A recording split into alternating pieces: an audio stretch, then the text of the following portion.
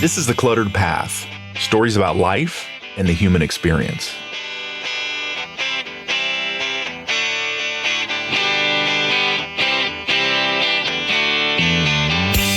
Let's start with a story of the Doolittle raid from World War II. It was April 18th, 1942. 80 men, most of them barely out of their teens, took off from a Navy carrier in the Pacific Ocean. They would fly 16 B-25 bombers on a mission to attack cities in mainland Japan. They'd cause relatively low damage on the mission, but destroying cities wasn't really their goal. They wanted to inflict psychological damage by demonstrating that Japan was vulnerable. The attack was a success, and it boosted U.S. morale and slowed the Japanese offensive. Before the mission, when the group of pilots and crew first assembled, Lieutenant Colonel James Doolittle informed them that the mission would be highly secret, dangerous, important, yet interesting, and some of them probably wouldn't return. Now, in spite of this warning, they all stayed for this voluntary mission. One of the volunteers, Richard Cole, served as the co-pilot on Jimmy Doolittle's plane. From that vantage point, Cole had the opportunity to observe what Doolittle said and did before, during, and after the raid. According to Cole, before working under the direction of Doolittle, he would not have described himself and his fellow crew members as exceptional. They were new graduates flying their first combat missions. This sort of unprecedented raid would normally have required experienced, mature aviators, but Doolittle went to war with the crew he had, not the one he would like to have had. According to Cole, Doolittle set the example. He put people at ease, he invited questions, and patiently treated people with respect, all the while developing a team that had never existed before. He was, in Cole's words, quote, the ideal person to work with, unquote. The plan called for the raiders to bomb military targets in Japan and to continue westward to land in China because, at the time, landing a bomber on an aircraft carrier was just simply impossible. Even before takeoff, the crews realized they would probably not reach their intended bases in China, leaving them the option either to bail out or over the eastern China or just crash land along the Chinese coast. The raid led directly to what many historians now believe was the turning point in the war against Japan. It was a huge success, but the Doolittle raiders lost all their planes and 11 crewmen were either killed or captured. Most of the members of Doolittle's squadron ran out of gas and just crash landed in enemy-occupied China. So what would cause young men to willingly sacrifice themselves on this insanely risky mission like the Doolittle raid? Our topic for today's discussion is vital objective number 2 of leadership. Good morning, Todd. Yeah, looking forward to today's discussion. How are you doing? I am well. It's good to be back on the mic with you, brother. Yep. Continuing on from last episode, vital objective number 2 of leadership is human welfare. Other terms are used for this phrase like troop welfare, team welfare, things like that. But for our discussion, we're just going to talk about human welfare. And we're going to cover some 4 key points. We're going to start by talking about what it means, human welfare. And then we're going to jump back into comparing mission accomplishment from our last episode versus human welfare, the topic of this episode. So we're going to compare and contrast the two, mission accomplishment versus human welfare. And then we're going to talk about how we make provision for human welfare. And then we'll finish up by talking about how we measure the impact of that. So let's jump in. What do we mean by human welfare? This topic, it applies to all human relationships. And when we say this, we're referring to ensuring people's needs are looked after in some key areas. One is physical needs. And then we have to look after our mental and emotional well-being. We also have to look into our development and growth as people. And then finally, financial wellness is of great import. So let's talk about that. In our last episode, we talked about vital objective number 1 being accomplishing the mission.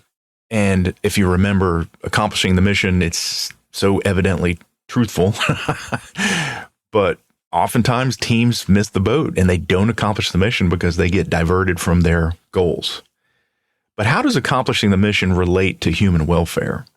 Mission accomplishment, that's number 1 priority, but there is a symbiotic and cooperative association with human welfare because, first off, you can accomplish the mission, but destroy your team. And then on the flip side of that, you can coddle your team and be nice to them and make sure everything's okay, but then fail to accomplish the mission. If you ignore human welfare in this equation of mission accomplishment versus human welfare, here's how that symbiotic relationship plays out. Now, for individuals, for most of us, we're instilled with this mission first mentality. We're willing to sacrifice for the cause. You're working on something greater than yourself, and it gives you purpose and fulfillment. So that's what happens on the individual layer. But if you're ignoring human welfare, here's what happens. Leaders, they can take advantage because they just have no regard for their people. And then individual sacrifice, it works well for a time, but eventually people start to realize it's a one-way street and they start to leave. And then as a leader, if you're not taking care of human welfare, you're eventually going to run out of people because they're just going to leave you. So the lesson is accomplish the mission while taking care of your people. These are not mutually exclusive. Don't take our word for it here, because here's a couple of quotes from famous people. General Maxwell Taylor, he was the commander of the 101st Airborne Division in World War II. And he said this, quote, "A reflective reading of history will show that no man ever rose to military greatness who could not convince his troops that he put them first above all else." Here's one from Woodrow Wilson. He was the 28th president of the United States. He said this, quote, "You're not here mainly to make a living. You're here to enable the world to live more amply, with greater vision, and with a finer spirit of hope and achievement. You are here to enrich the world. You impoverish yourself if you forget this errand." End of quote. So effective leadership requires that we prioritize welfare of those in our charge. Now, if you take it a step further, our role as humans is to lead in a way that prioritizes welfare, growth, and betterment of people. And so focusing on your personal gain and success as a leader, whether you're a parent, teacher, leader in the workplace, if you're focusing on your personal gain and success, it really is just going to lead to a tortured existence. Yep. It's good to keep all these things in perspective as a leader and as an individual. Right. Let's dig in some more. Yeah, at this point we've defined our terms and we've compared and contrasted mission accomplishment with human welfare. And now we need to know, how do we make provision for our own welfare? Just a side note here, when we're preparing for the episode, our natural tendency and the original thought was that we would discuss team welfare in the workplace. We have a tendency to focus there, but actually that felt a bit off. And we just came to realize that personal leadership, it will foster good things in all areas, including work. So here's a challenge. This episode is for everyone, and we're talking about personal leadership, but if you're an organizational leader, I submit that if you focus on personal leadership that we're talking about here, I firmly believe that it will carry over into your leadership in the workplace. That's the challenge here. Now let's dig in. Regarding making provision for our own welfare, there are key areas to consider. There's the physical aspect, there's the mental and emotional, there's development and growth, and then there's also financial security. On a personal level, what I'll do is we'll talk about personal aspects of it, and we'll expand out to social networks, and then we'll also cover things like the workplace and how we make provision for that. But for physical welfare, as a parent, as a spouse, or an individual, you have to make sure that you take care of your physical welfare. And it starts with safe place to live, food, shelter, clothing. These are the things that you need for living. You also need physical exercise for your health. I mean, whether that's just taking a walk or, if you want to go out and become an Ironman or something like that, totally up to you. But just getting some movement in your body. And it made me think about gym class back in the day. It used to be tough. And I remember going to gym class just looking at my PE teacher like, oh, this lady or this guy, pretty tough people. And they were pretty physically fit. But not much of that going on in schools these days.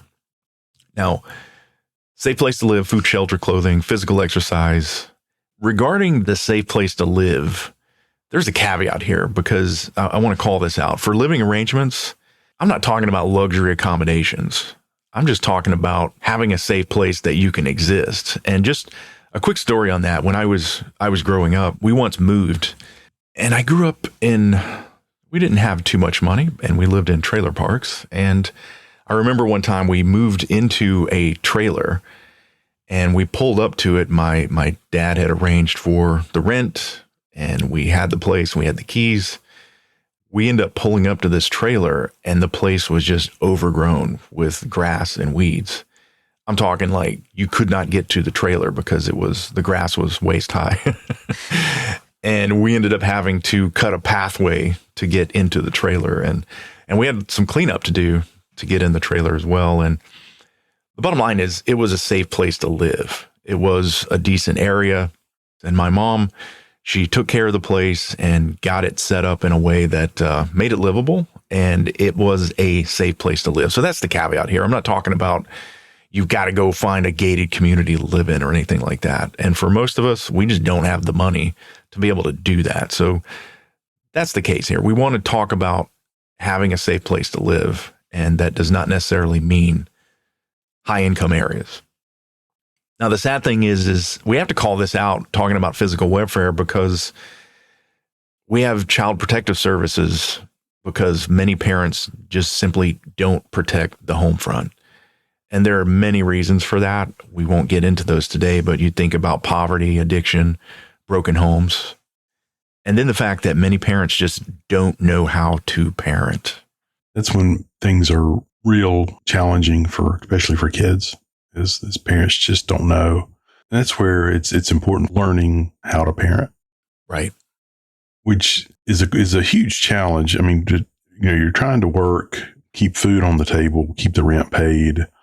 And it sounds like, there's more work to be done, but it's extremely valuable work to put in the work to parent well.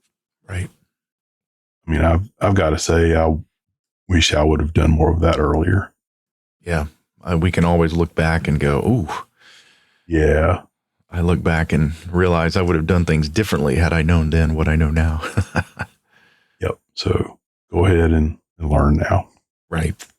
So that's personal physical welfare.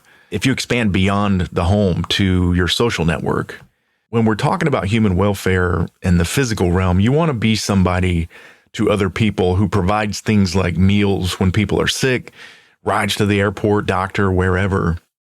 And also things like helping out with home or vehicle repairs, jump in a car, just simple things like that. Because you want to be able to do this because one day you may need help yourself. And so you need to be there for others. Now, a quick story about this recent hurricane that hit Western North Carolina. I read a news article, actually saw a YouTube video as well. There's a YouTube personality that goes by the name Cletus McFarland. He lives down in Florida, and someone called him from Western North Carolina and said, hey, we need help up here. And this Cletus is a helicopter pilot, and he had just gotten a new refurbished helicopter.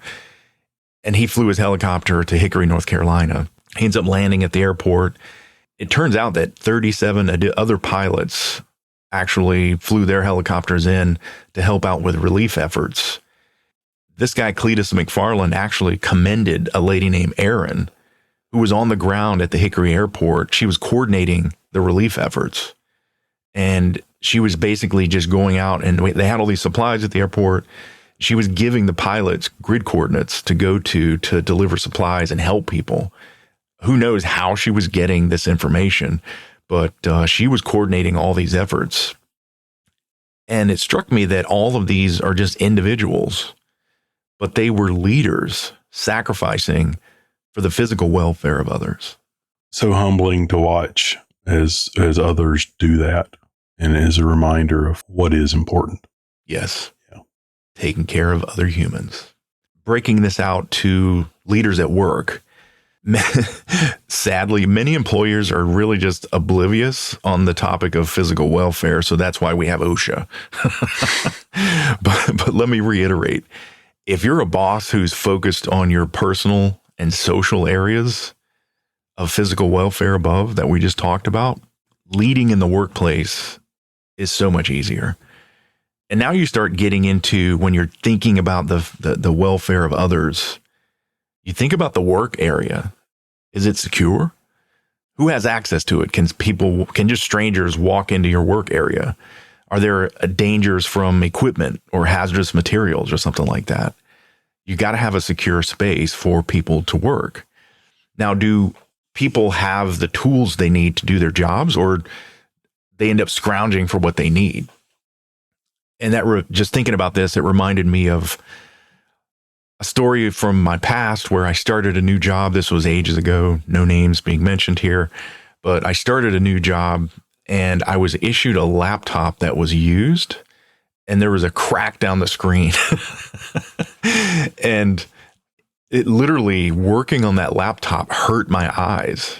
And I kept asking my boss, hey, I need a new laptop. This thing it's really hurting it's giving me headaches. And the mindset from the management was basically, hey, we just give you a used laptop until you've earned it. You've earned the right to get a better laptop. And it was a horrid laptop. And I thought that was just a bad way to treat people, new people coming into the workplace, just making them feel like, well, you're going to work in this bad environment until you gained our respect, and then maybe we'll give you the tools you need to do the job. But are you providing that as a leader? Now, there's some jobs like military, law enforcement, firefighters, things like that, military especially. Physical training is required to meet the demands of the job. And so as a leader, are you taking care of the physical welfare of your team members? And that would incorporate things like tough training that prepares people for the job. And I'm thinking of a police officer that I know. This guy is an absolute beast. On his own, he's out doing CrossFit. He also trains in jiu-jitsu, and he is absolutely a physical specimen of a human being. And just seeing that guy out taking care of his physical welfare on his own, it's motivating to me. But I mean, obviously, for me, I'll never be in the kind of shape he's in, but it's just commendable. If you have a job like military, law enforcement, things like that, as a leader, you want to make provision for that physical training because that's part of their job. Now, sadly, our police and whatnot, oftentimes they're just on shift and they're not given that opportunity to physically train and things like that. So, but shout out to the officers who take care of it on their own. So good job for you guys. But just bottom line here on physical welfare, the quickest way, if you're a leader, the quickest way to make employees feel unwelcome and unwanted is just a lack of safety and resources. Not having what you need is terribly demotivating. A good many moons ago, I was working on a project, and this was back in the day when, books were actually a thing. It's like I needed to order a book. And they're like, okay, well, guess what? We have a way to order books. Awesome. Well, when's it going to get here? Like, well, it just kind of goes through a process and it gets here one day. It's like, well, I kind of need it like tomorrow. and it was like, well, that's not how it works. So to make a long story short, it was months later when the book arrived. Oh my word. Yeah. Completely useless. And wow. I think I went out and bought my own book. Wow. Yeah. So very, very frustrating. Right. But on a positive note, I've had some really great experiences with being onboarded. And, it's like with the job offer comes the question from a new manager saying, hey, right. What do you need to get your job done?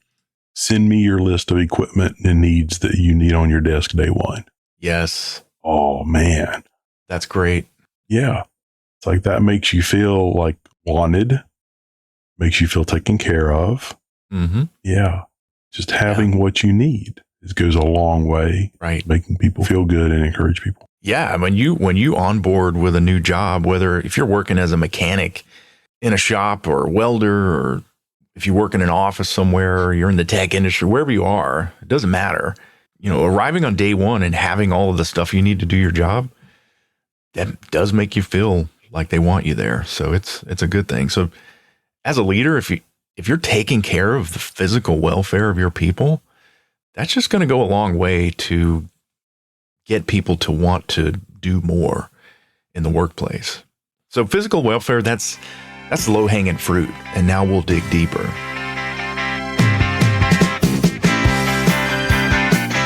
Mental and emotional welfare. How do we make provision for that? On a personal level, and we'll keep this format here. We'll talk about personal, we'll expand out to social, and then we'll talk about work. But on a personal level, there is this mental capacity for openness that we'll talk about here. Are you receptive to new ideas and experiences? And when we talk about openness, we're talking about intellectual fitness. And I'll just side note here, social media, screen time, they kill this intellectual fitness. It brings you down. I can attest to that. So I'm not jumping on my high horse. I have to account for this because I can doom scroll on my phone. But I realize that if I want to take care of my intellectual fitness, I have to limit the amount of social media I'm consuming. Eliminating the bad, you also have to replace it with good. So you have to replace it with things like meditation, prayer, reading, education, pursuing things that broaden the mind and enrich your relationships. And I'll put this out here with if you have a humble attitude about it, because you can start learning new things and get arrogant about it and then start looking down on people like, oh, well, they don't know what I know and I'm kind of a big deal. But you have to have a humble attitude about it. But if you are cultivating intellectual growth, it is going to lead to deeper relationships. People are actually going to want to interact with you if you're taking care of your intellectual fitness. And that just is going to open up goodness for you all around. Now, on the spiritual front, if you're focusing on meditation, learning about your faith, learning about life, and also serving others, what you're going to experience there would be a deeper connection to the divine nature. And you'll also find more purpose and meaning in life.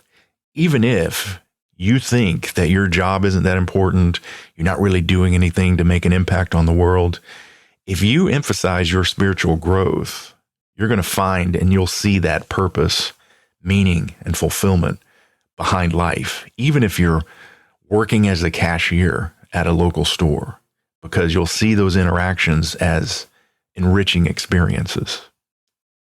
Now, I have worked as a cashier and it's a hard job. Your feet hurt, but I did experience some meaningful interactions there. So I'm thankful for that. But openness on a personal level, are you open to receive new ideas and experiences? Now, taking it out to relationships and social interaction, can you discuss problems with people? Do you enjoy playful interaction with others? And this reminds me of my time in the military. And I would submit that military people, they are expert at banter and playful interaction. When you initially, like, let's say if you're in the military and you are going to a new unit, or if you're maybe a civilian employee and you're being brought into an environment that's a military unit, initially those military members are going to be standoffish. They're not going to talk to you because they're looking at you and they're watching you and they're going to feel you out. And this is across the board, whether you're infantry, air wing, you work in an office or whatever. Those military people from all branches, they're going to feel you out, and then they're going to start opening up, and the playful banter is going to begin. And they're expert at it because they know how to poke fun at you. And sometimes it can feel cruel and mean, but if they're joshing with you and things like that, that means they like you. They think you're okay. And that is when things open up for you. But yeah, if you ever encounter a group of military folks, initially expect that they're not really going to talk to you. It can make you feel kind of like, oh, but once they start to learn that you're a good human being, they're going to interact with you. And then they'll start with playful banter with you. They're experts at it. Now, here's some ideas for things that you can do to foster relationships and social interaction. I mean, if you have a significant other, girlfriend, wife, boyfriend, husband, date nights, just making provision for going out. And this is, again, I'm no expert at relationships. I am learning, but I've been married a long time. It took a while before I realized how important it was for me to prioritize just going out one-on-one with my spouse and enjoying each other's company. So date nights, that's one idea that you can implement. Also, maybe you're single, married, whatever. You also want to make provision for hanging out with your friends, going out, having a good time, playing golf, going to putt-putt, go-karts, but also making sure that you have time to just sit and talk. A dinner with a group of friends, just sitting and enjoying the conversation, that is so valuable. And it just expands your relationships and makes them deeper. If you have a family, spouse and children, family game night, that's another good idea for relationships and social interaction. All great ideas. Very thankful that we are living in a time where our culture is placing a little more emphasis on mental health. I agree. Bringing things up where folks are more comfortable talking about their mental health and what's going on. Yeah. Going back to something you said that I felt really important was, the cashier thing.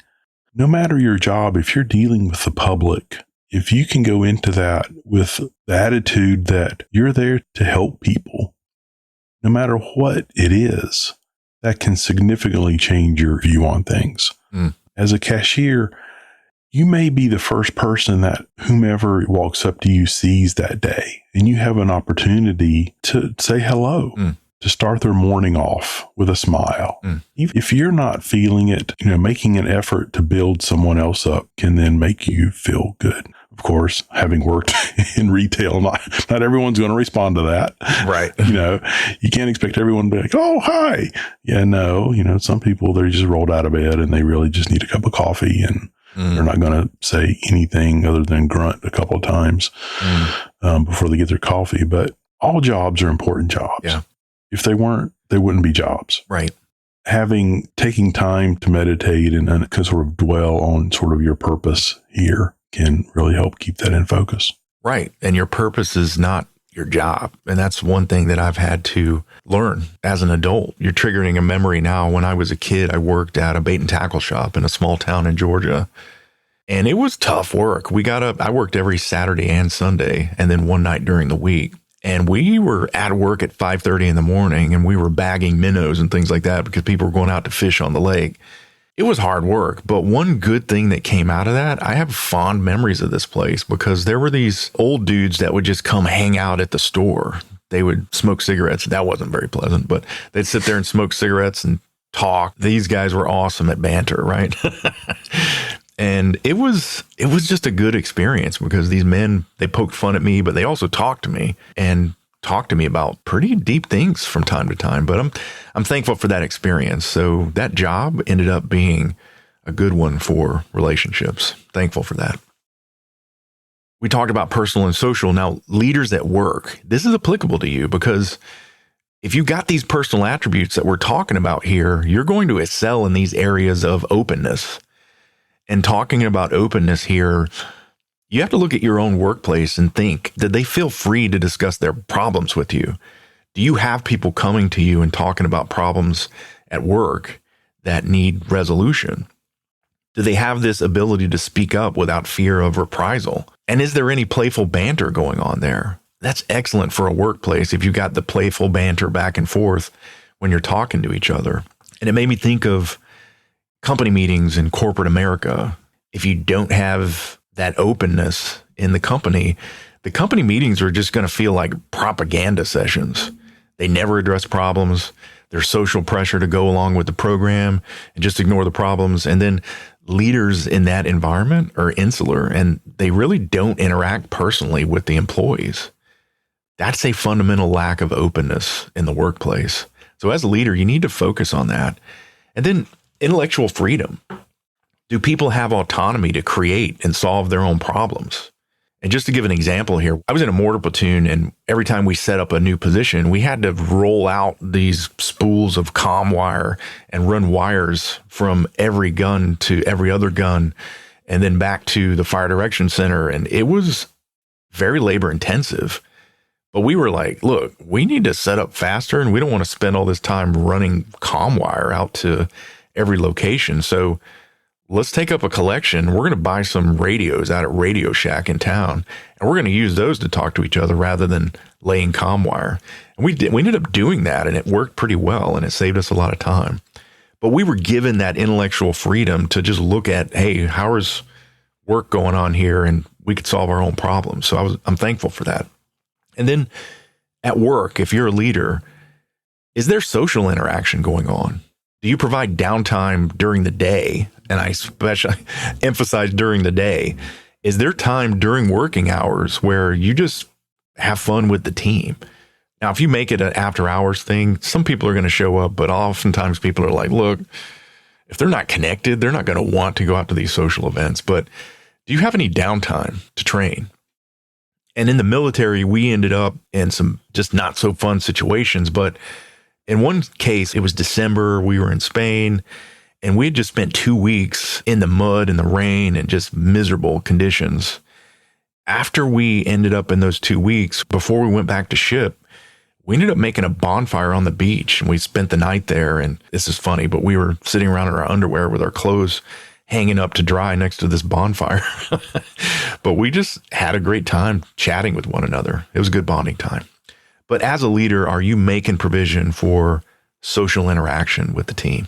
And I'm glad you brought up the kind of during working hours thing, because that was always incredibly frustrating for me when folks would try to set up stuff in the late afternoon, evening. It's like, I've got kids, I've got responsibilities that are beyond work. It's like, I'm here to work, and when we're done with work, I've got other things to do. I can't then hang out with work people more. Right. Understanding that. And I think that's where having good leaders pay attention to those things. Right. It's like maybe the leader doesn't have family or other responsibilities kind of after work, being aware that your employees do. Right. You have to be mindful of that. Right. And two, do things that aren't forced. Right. Been there. Yeah. This is our, we're going to go have fun, people. Yes. Like, yeah. You're ordered to go have fun. Yes. There is a military term. It's not military official, but the military members came up with this thing. It's called mandatory fun. This happens in the military. You got leaders that are forcing the issue. We're going to have a good time. And then you end up having to go spend time with all these people that you really don't like. And it's not fun at all. Yeah. There's actually a social media guy out there. He was Army lieutenant, I believe. And he's got some social media channels called Mandatory Fun Day. And it's, he makes fun of the military. It's all true, but, yeah, it's hilarious. Yeah. We had a meeting at work where we had to travel off to go to this meeting in a different state. Mm-hmm. And we're at this meeting, and they're like, you know what? Oh, by the way, we've got this long meeting during the day, but at night, we've got this thing planned for y'all. It's like kind of out of the blue. It's like, yeah, we're going to go do this team building thing where we're going to go like take a cooking class at this place and do this stuff. Mm-hmm. You're welcome to come or not. But we think it'll be fun. That's cool. That was really cool. I don't have any responsibilities after work because, I'm 2 states away, but let's use this time to do something fun. And, yeah. But giving people the opportunity, hey, if you're tired, go take a nap. This isn't mandatory. So if you want to come on over. Yeah. So that's cool. Yeah. That sounds like some good leadership there. Yeah. In that case. Yes.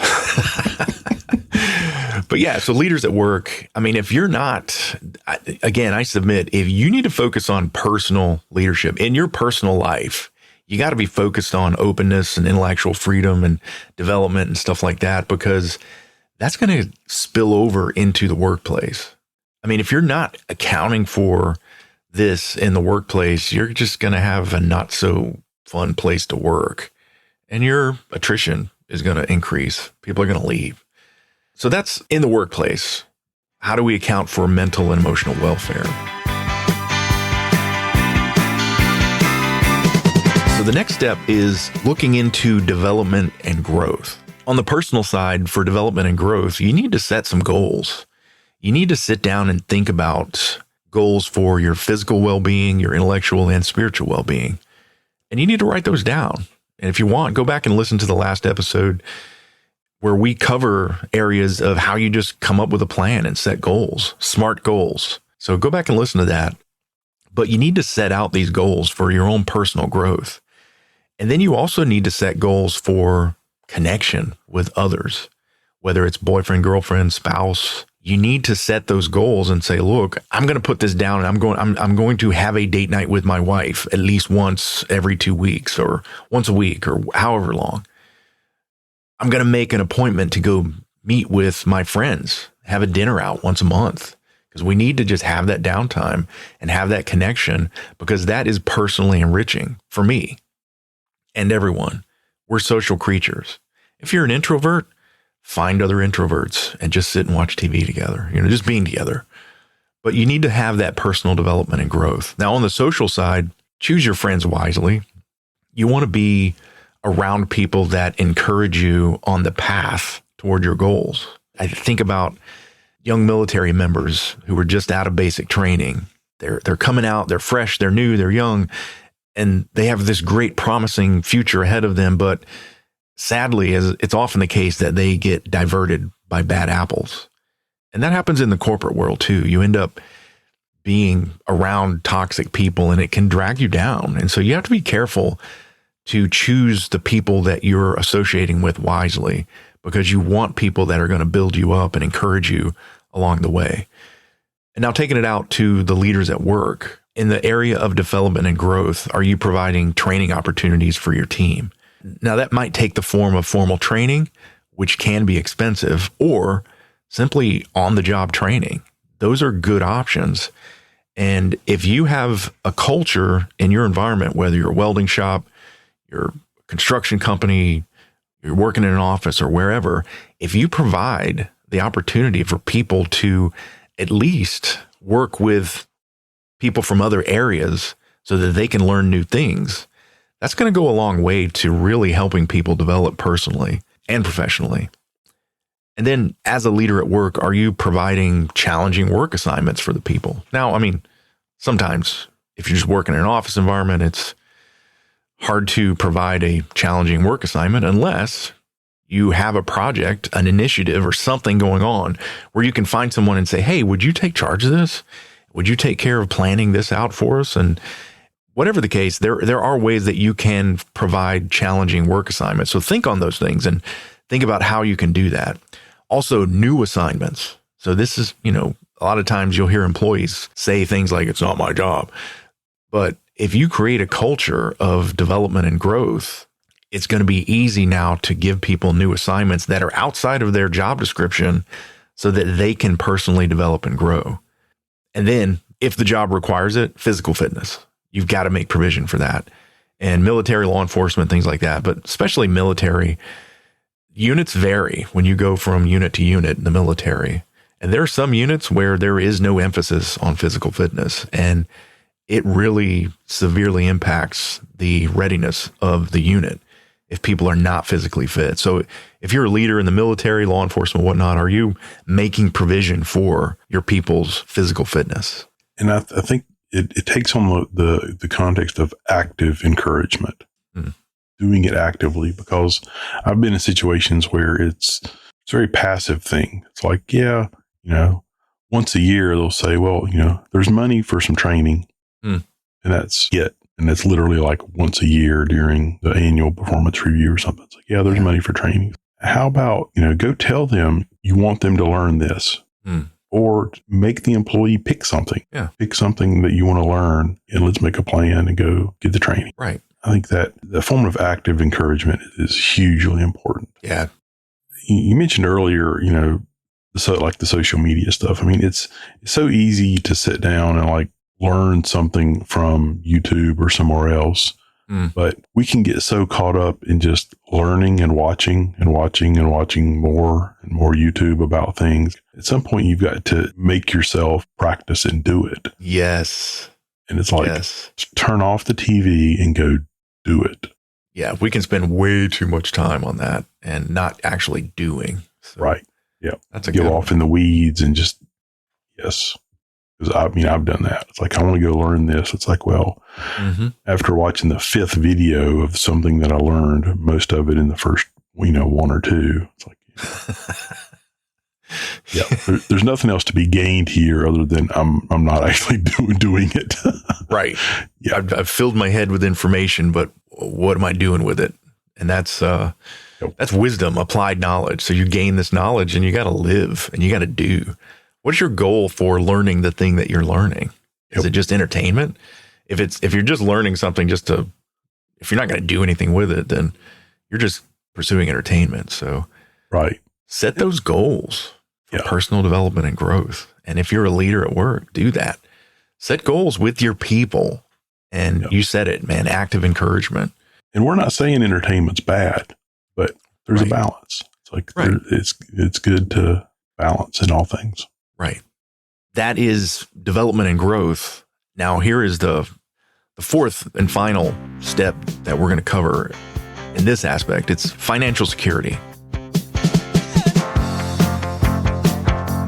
This is super important. We left this to the last part of making provision because it kind of bolsters the other things. On a personal level, you need to eliminate consumer debt if you have any. Live below your means. A lot of people look, I don't get paid that much. Then, so they just spend all their money. Well, I don't get paid so much. I need to make more money. Honestly, you can talk to millionaires who've gone bankrupt. They keep getting more and more money and they end up spending more and more. And so you need to eliminate debt and live below your means. That means you got to take a look at what your income is and you have to start planning what you're doing with that money. And the goal for financial security is to be able to save and invest for your future.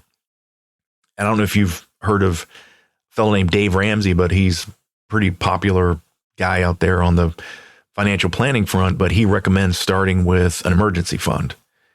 Start with maybe saving $1,000, something that's going to help you when there are emergencies that pop up. You need a new alternator on your vehicle, something like that.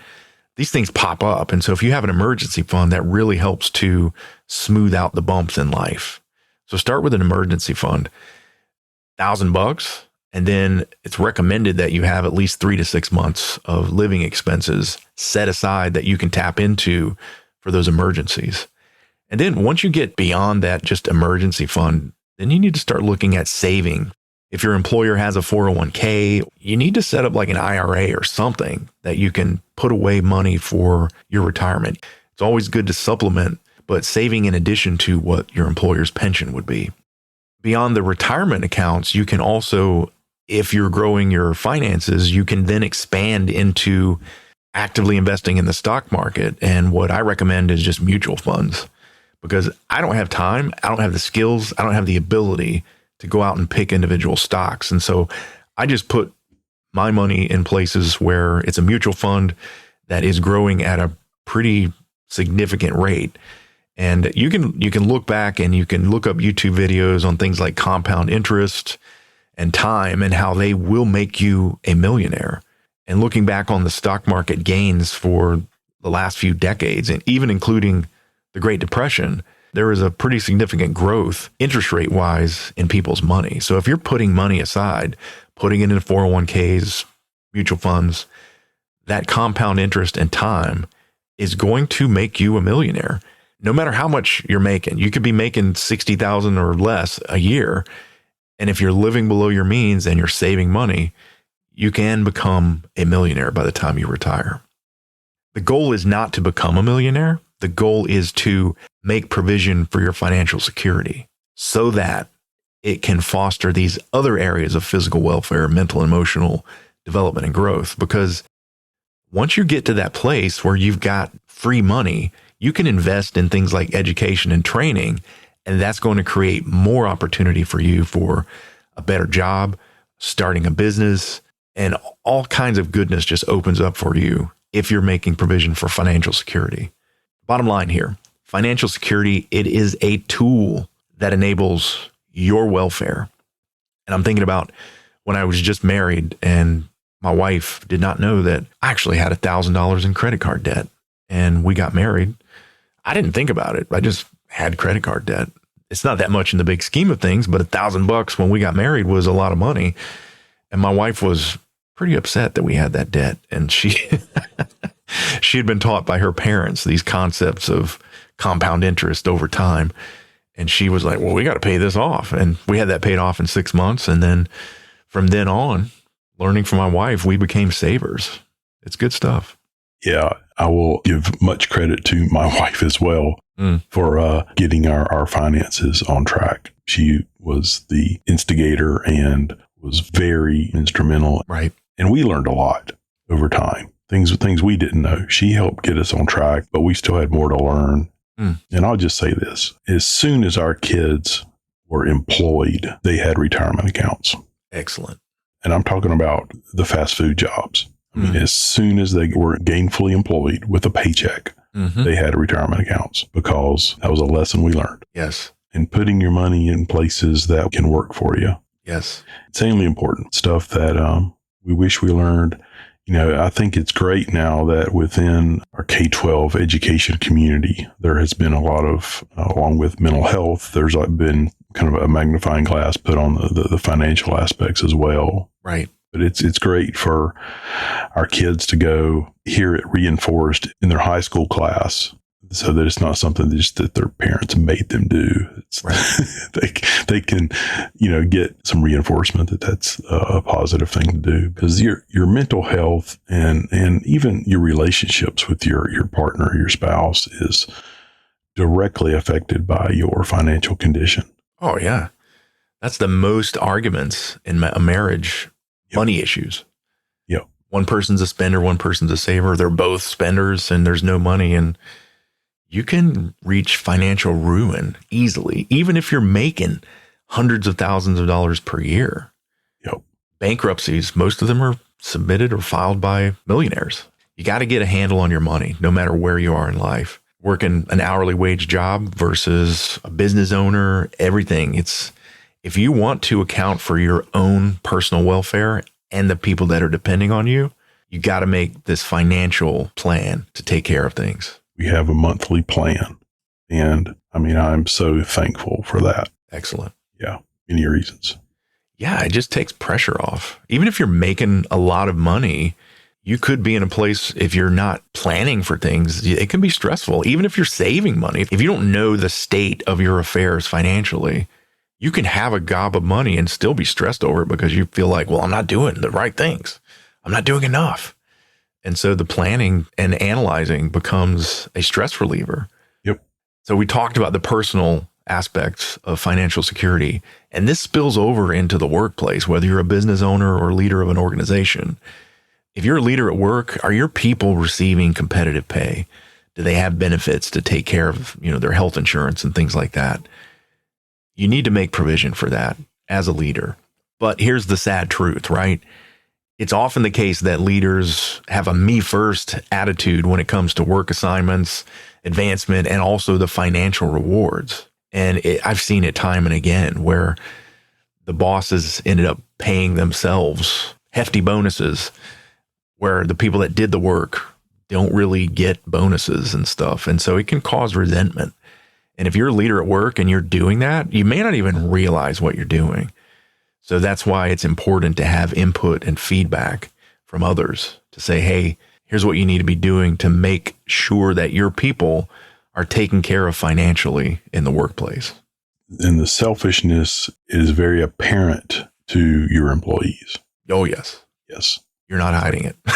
You may think you are, but you are not. Yeah. And by the same token, the generosity is noticed. Mm-hmm. Had a manager that would, every year when it was review time and raise time and whatever, they would look at the marketplace, look at there. It's like, okay, my employees aren't getting what they ought to. Right. It was a pain for him to get raises for employees because it required paperwork, documentation, and all this stuff. It was a pain, but it was just paperwork. Mm-hmm. If he's willing to do the paperwork, then things can happen. Right. And that's where it was so frustrating to hear other employees within our organization complain about their pay, the boss says they can't do it. It's like, well, your boss is lying. Right. It's like they don't want to do the paperwork. Yeah. That's the thing. Or oftentimes the bosses are like, if I give them a raise, I won't get one. So they eventually run out of people. Yeah. And and that's the other thing too, is like when your boss gets a raise and the other employees don't, it's like, okay, noted. Me first. Yep. You first. Yeah. That's sad. That's how we make provision for human welfare. And now let's switch it over and talk about measuring the impact. In our last episode, we talked about how you measure results as far as accomplishing the mission. When it comes to personal or human welfare, you have to measure the impact here as well. And so here's a challenge for you. I would make your personal and family welfare your mission in life. And again, in our last episode, we talked about this measuring of results, and you can do the same here. On the personal and social front, looking at yourself, you need to start tracking your finances. And here's a recommendation. Here's how you measure. Spend 30 days tracking your spending. I did this, I don't know, it may have been 15 years ago. We were in a place we're making good money. We don't have any debt, but we weren't really tracking where the money was going. And that was a stressor. And so my wife said, where's our money going? What's going on? Even though we had savings. And so what I started doing is I downloaded a free tool called GNU Cash, GNUCASH. You can download that off the internet. It's a completely free tool that you can use to track your spending. Now, it's a manual process where you have to create all of your expense categories and stuff like that. As you're spending money, you have to write that down. So if you're spending cash, you're saving the receipts and things like that. So it's a little bit of a manual process, but there are also free applications out on the internet. And Dave Ramsey has one called the Every Dollar app. And we're not getting paid by these guys, so I'm just giving you this recommendation. They have this thing called the Every Dollar app that you can use for free to track your spending. And I would recommend starting by spending 30 days tracking your spending, and you're going to be surprised at where the money's going. So that's the finances. How do you measure nutrition, sleep, and fitness, though? I would start by measuring your calorie intake. There's an app called MyFitnessPal. Nowadays, there are AI applications out there that you can use on your smartphones. Take a picture of the meal that you're about to eat, and it'll tell you how many calories and fat and all that stuff are in it. So MyFitnessPal, other apps out there to track your nutrition. Now, for sleep and fitness, there are wearable fitness trackers that you can purchase, relatively inexpensive, to track your sleep patterns, track, your fitness activities and things like that. So that's finances, nutrition, sleep, fitness. But on the intellectual front, I would recommend tracking intellectual goals and pursuits. I was listening to Ali Abdaal on YouTube, and he recommended this habit tracker app. And it's a free form app where you set up activities that you want to create habits out of. And for intellectual goals, you can do things like set a goal for meditating once per day. You can set a goal for reading X number of books per year or per month, or a daily goal of reading one chapter a day, things like that. So track those intellectual goals and pursuits. Now, relationships. How do we measure that? I would recommend that you set goals for interacting with people. Now, Jordan Peterson from his podcast, he said, quote, "You have to spend at least 90 minutes per week talking to your significant other about your life," end of quote. And he said that because if you're not interacting and talking with that other person on a regular basis, the chances are that relationship is going to go south. But let's take it a step further. Now, this is going to get a little technical, but it's something I only learned this recently. And this came from two prominent psychologists. It's called reversal theory. And this is their theory on the meaning that we attach to situations and the emotions we feel as a result of that meaning we've attached. And the basic idea of reversal theory is that human experience is structurally organized into motivational domains. And two of those states are, one, the telic state, and two, the paratelic state. And you need to think about what state you're in when you're interacting with other people. If you're in a telic state, what you're thinking about is accomplishing goals. So if I'm talking to my wife and I'm in a telic state, I'm generally talking about paying the bills, home maintenance, kids' activities, things that got to get done around the house. That's a telic state. It's goal oriented. The other state is the paratelic state. And this is a playful state where you're just experiencing the interaction with another human being in a playful manner. So telic state, getting things done. Paratelic state, a playful interaction, enjoying the experience of interacting with people. Now, how do you apply that? When you're interacting with people, you have to pay attention to the motivational state you're in. Are you trying to accomplish something, get something out of that person, get something done with that person? Or are you simply enjoying the interaction? And so be careful of that. And when interacting with people, pay attention to what state you're in. So that's how you measure the meaningful interactions with people. And I would set goals for that. That is very interesting. I think I learned something. No, but it's just got me thinking about how I interact with people, how I interact with my wife. Mm. You know, there are a lot of times where we're just trying to get stuff done. It's like, that's kind of our state. Yeah. But we also need to balance that with the fun. Yeah. Paratelic state. Yeah. Yeah. I just recently learned this and I was like, yeah. And I realized that oftentimes as I'm talking to my wife, I'm white knuckling it. I'm sitting there going, okay, I better get this right. I don't want to mess up this interaction. I want to make it meaningful. I'm in a telic state. I've got a goal of making something happen through that interaction, but that's not the right place to be. And I've learned that I need to back off and just sit and enjoy the interaction with my wife. Enjoy the conversation. Think about the good things about her and things like that. So, yeah. You mentioned MyFitnessPal. Lose It is a comparable kind of app. Nice. Also, another app that I would, again, not sponsored, but it's called You Need a Budget. YNAB for short, YNAB. Good job. Yeah. It's a paid app, but to me, the value is huge because having been one that, I'm well versed in spreadsheets. Yeah. I'm a spreadsheet ninja. I can do all kinds of things in spreadsheets. Nice. But I don't want my budgeting to be work. There are other places I need to be able to use my time. Right. For me, it's worth it to pay for an app that makes the process simpler and less painful and less work for me.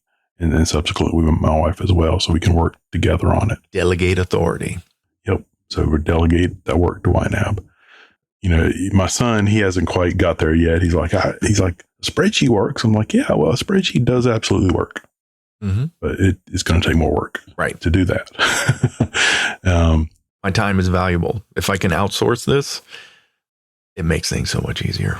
And two, yeah, I like the fitness tracker things. I just want to say that you don't need an Apple Watch to do some basic fitness tracking to help yourself, to motivate yourself. There are some fabulous, technology is awesome, but there are some fabulous cheap bands. There are generic bands that will work just as well to do some very basics of counting, helping you count steps, just knowing your activity levels, reminding you to stay active and drink water and stuff. And yeah, you don't need a several $100 watch to do it. You can do it with a $35 Mi Band thing. And two, if you are shopping for those, I'll go ahead and throw this out there too. Look around and find one that kind of works with your lifestyle as well. At one point I had one of those bands, you had to charge it every day. That did not work well for me. Right. That was, I didn't remember to charge it at night. So then it would die. And I found one that I'm happy with. And literally the last time I charge it about once a month. Oh, nice. That fits my lifestyle. Low maintenance. Yeah. Shop around, consider that cost. You don't need to pay hundreds of bucks to do something like that. But I do find the trackers helpful for just accountability and reminding you to keep moving. Yeah, totally agree, man. So yeah, that's relationships, fitness, expanding out. We're talking about measuring the impact of welfare. If you're a leader at work, you need to talk to people. That's the bottom line. And I'm going to express a controversial opinion here. A lot of people may disagree with it, but in corporate America, there is this catchphrase called data-driven decisions.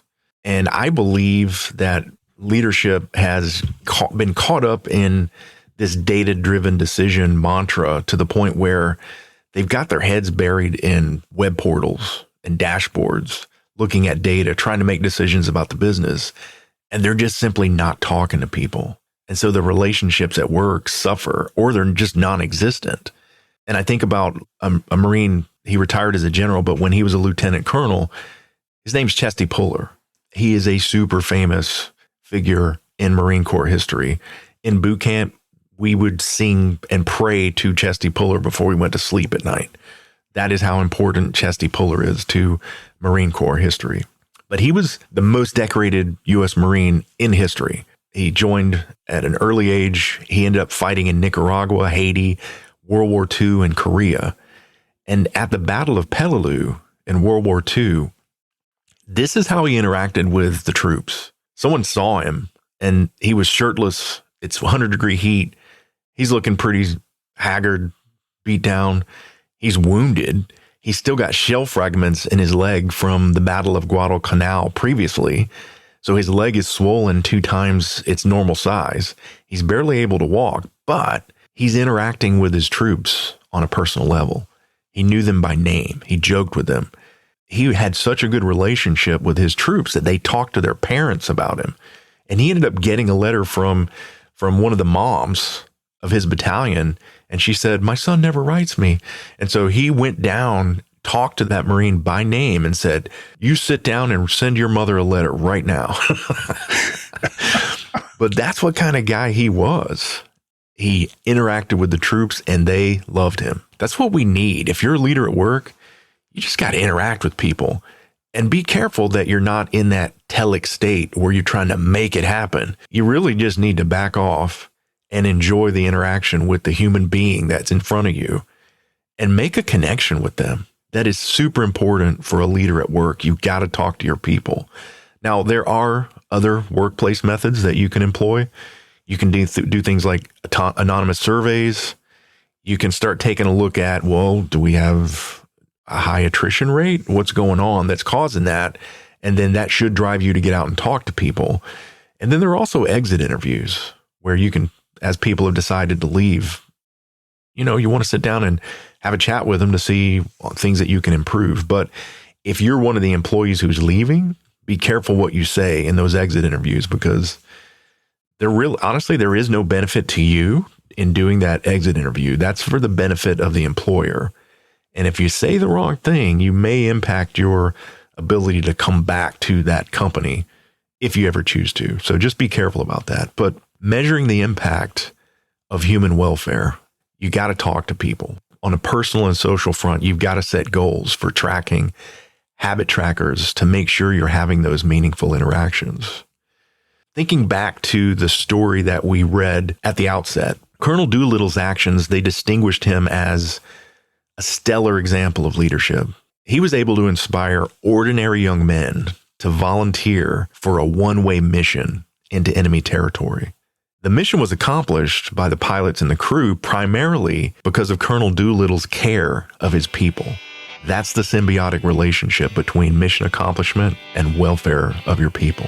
So think about that. Work on these goals of making provision for your human welfare, and we'll see you again next time. Have a good one. Enjoyed it. Thank you for listening to The Cluttered Path.